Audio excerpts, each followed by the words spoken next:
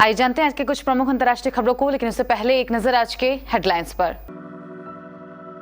33 दिन के बाद देश में 10,000 से ज्यादा कोरोना केस मिले। 8 जिलों में एक हफ्ते में पॉजिटिविटी रेट 10%। अमित शाह का समाजवादी पार्टी पर हमला, बोले सपा के समय निजाम का राज होता था, इसका मतलब भी बताया।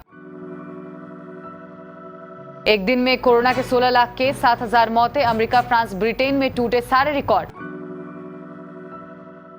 प्रधानमंत्री ने किया 1,07,547 करोड़ की योजनाओं का शिलान्यास। कांग्रेस सरकार ने उत्तराखंड को लूटा।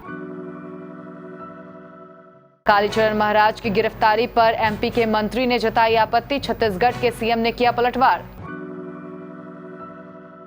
2 करोड़ से अधिक किसानों को नए साल के तोहफे के लिए करना होगा इंतजार। दुबले हुए किम जोंग उन, चेहरा भी बदला बदला सा, नई तस्वीर देख हैरान हुए लोग। 28,000 से कम हो गया इतनी शुद्धता वाला सोना। चांदी के दामों में भी बड़ी गिरावट। नोरा फतेही भी कोरोना संक्रमित, पोस्ट शेयर कर बोली आपके जीवन से जरूरी कुछ नहीं। और भारत ने अफ्रीका को 113 रन से हराया। टेस्ट सीरीज में 1-0 की बढ़त बनाई। स्वास्थ्य मंत्रालय के ज्वाइंट सेक्रेटरी लव अग्रवाल ने गुरुवार को कहा कि 33 दिनों के बाद देश में फिर से 10,000 से ज्यादा मामले रिपोर्ट होने शुरू हो गए हैं। पिछले 24 घंटे में देश में 13,000 से ज्यादा कोरोना केस दर्ज किए गए हैं। ऐसे में देश को अलर्ट रहने की जरूरत है। श्री अग्रवाल ने कहा कि देश में करीब 90% वयस्क आबादी को कोरोना की पहली डोज लग गई है। जिन बुजुर्गों को प्रिकॉशन डोज लगनी है उन्हें सरकार SMS भेजकर याद दिलाएगी कि 10 जनवरी से डोज लगनी शुरू होगी। उन्होंने कहा कि कोरोना के इन्फेक्शन के बाद इम्यूनिटी करीब 9 महीने तक रहती है। अगले साल 5 राज्यों में होने वाले विधानसभा चुनाव के मद्देनजर चुनाव आयोग ने आज प्रेस कॉन्फ्रेंस की। इस दौरान चुनाव आयोग ने कहा कि सभी राजनीतिक दल समय पर चुनाव के लिए तैयार हैं। हालांकि कुछ पार्टियां रैली के विरोध में भी हैं। चुनाव आयोग ने कहा कि कोरोना दिशा निर्देश का पूरा पालन किया जाएगा। हमने ओमिक्रॉन को लेकर भी समीक्षा की है। चुनाव आयोग ने कहा कि कोरोना को देखते हुए 1500 लोगों पर एक बूथ को घटाकर 1250 लोगों पर एक बूथ कर दिया गया है। इससे 11,000 बूथ बढ़े हैं। इसके अलावा चुनाव आयोग ने कहा कि मतदाता सूची 5 जनवरी को आएगी। अब तक 15 करोड़ से ज्यादा मतदाता पंजीकृत है। नामांकन दाखिल करने की आखिरी तारीख तक भी मतदाता सूची में अपने नाम को लेकर दावे आपत्ति बता सकते हैं। प्रधानमंत्री नरेंद्र मोदी हल्द्वानी पहुंचे। उन्होंने यहां 1,07,547 करोड़ की योजनाओं का शिलान्यास और लोकार्पण किया। पीएम की जनसभा को देखते हुए पुलिस ने सुरक्षा व्यवस्था चाक चौबंद की है। संबोधन के बाद प्रधानमंत्री नरेंद्र मोदी ने मंच पर मौजूद भाजपा के दिग्गजों से बात की। इस दौरान मंच पर मुख्यमंत्री पुष्कर सिंह धामी, पूर्व मुख्यमंत्री रमेश पोखरियाल निशंक, त्रिवेदी सिंह रावत, तीरथ सिंह रावत, विशन सिंह चुफाल, केंद्रीय पर्यटन राज्य मंत्री अजय भट्ट, रानी राजलक्ष्मी, मंत्री रेखा आर्य, हरक सिंह रावत, सुबोध उनियाल, बंसीधर भगत और अजय टमटा मौजूद रहे।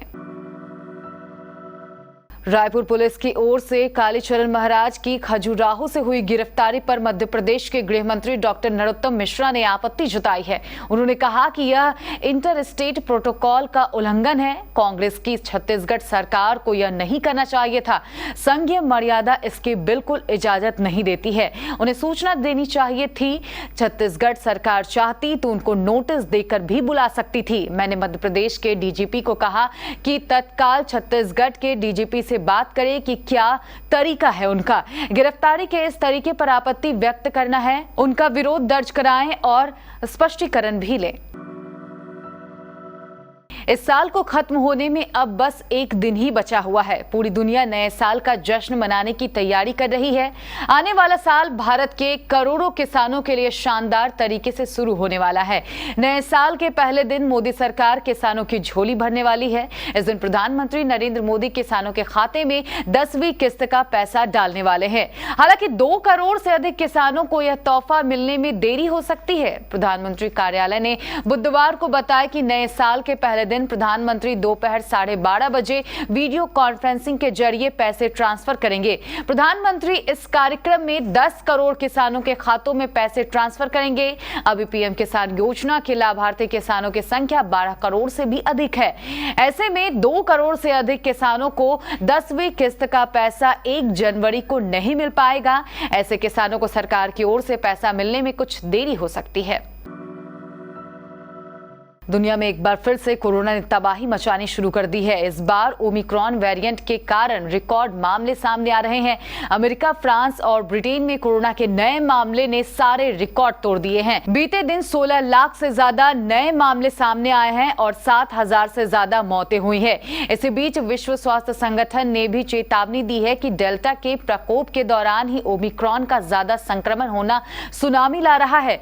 WHO ने बताया कि पिछले हफ्ते की तुलना में इस हफ्ते नए मामले में 11% का उछाल आया है। उन्होंने बताया कि 20 से 26 दिसंबर के बीच करीब 50 लाख नए मामले दर्ज किए गए हैं। इसमें से आधे से ज्यादा यूरोप में थे। उत्तर कोरिया के शासक किम जोंग उन अपने अजीबोगरीब नियम बनाने और उन्हें लागू करने के लिए जाने जाते हैं। किम जोंग उन ने कुछ दिन पहले 11 दिन के लिए लोगों को हंसने, रोने, शॉपिंग करने और शराब पीने पर पाबंदी लगा दी थी। इनका कारण उनके पिता किम जोंग इल की 10वीं बरसी थी, यानी उनके पिता के निधन के 10 साल पूरे होने पर वहां की जनता पर यह बैन लगाया गया था। हाल ही में उत्तर कोरियाई नेता किम जोंग उन अपने पार्टी कार्यक्रम में दिखाई दिए, जिसमें वो काफी पतले नजर आ रहे हैं और उनका काफी वजन भी कम हो गया है। 28 दिसंबर 2021 को जारी की गई एक फोटो में Kim Jong Un ruling workers party की सेंट्रल कमेटी में मीटिंग के दौरान काफी पतले दिख रहे हैं। उनका चेहरा भी पूरी तरह बदल गया है। रिपोर्ट के मुताबिक उन्हें देखकर लग रहा है कि उनका वजन लगभग 40 पाउंड कम हुआ है।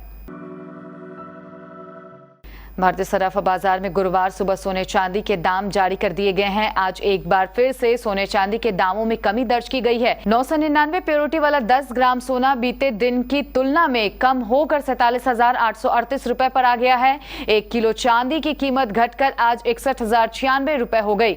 वहीं 585 प्योरिटी वाला गोल्ड 28,000 के नीचे आकर 27,985 रुपए में बिक रहा है। सोने चांदी के दाम रोजाना 2 बार जारी किए जाते हैं। पहली बार सुबह रेट जारी होती है, जबकि फिर से शाम को अपडेट रेट्स जारी किए जाते हैं। 995 प्योरिटी वाला 10 ग्राम सोना आज घटकर 47,646 रुपए में हो गया। 916 शुद्धता वाला सोना कम होकर 43,820 रुपए पर आ गया है। इसके अलावा 750 प्योरिटी वाले 10 ग्राम सोने की बात करें तो इसकी कीमत घटकर 35,879 रुपए हो गई है। 585 प्योरिटी वाला गोल्ड 27,985 रुपए में बिक रहा है। इसके अलावा 999 प्योरिटी वाली चांदी के दामों में बड़ी गिरावट दर्ज की गई है। इसके रेट में 61,096 रुपए पर पहुंच गए हैं। इंडस्ट्री में एक के बाद एक बॉलीवुड स्टार्स के कोरोना पॉजिटिव होने की खबर सामने आ रही है। कल ही अर्जुन कपूर को कोरोना होने की खबर आई थी। अब दिलबर गर्ल नोरा फतेही भी कोरोना पॉजिटिव पाई गई है। नोरा को होम क्वारंटीन किया गया है। नोरा ने खुद भी सोशल मीडिया पर पोस्ट शेयर कर अपने कोरोना संक्रमित होने की खबर को कंफर्म किया है। नोरा के स्पोक्स पर्सन की ओर से जारी बयान में कहा गया है कि वे 28 दिसंबर को कोविड पॉजिटिव पाई गई थी। सेंचुरियन टेस्ट में भारतीय टीम ने अफ्रीका को 103 रन से हरा दिया है। इस जीत के साथ टीम इंडिया ने 3 मैचों की टेस्ट सीरीज में 1-0 की बढ़त बना ली है। भारत के लिए 123 रन बनाने वाले Lokesh Rahul player of the match बने। अश्विन ने लुंगी एनगिडी को पुजारा के हाथों कैच कराकर भारत को जीत दिलाई। इस मैच में भारत ने पहले बल्लेबाजी करते हुए पहली पारी में 327 रन बनाए थे। इसके जवाब में अफ्रीका की पहली पारी 197 रन पर सिमट गई थी। दूसरी पारी में भारत ने 174 रन बनाए और अफ्रीका के सामने 305 रन का लक्ष्य रखा। इसका पीछा करते हुए अफ्रीकी टीम 199 रन पर सिमट गई और भारत यह मैच 113 रन से जीत गया।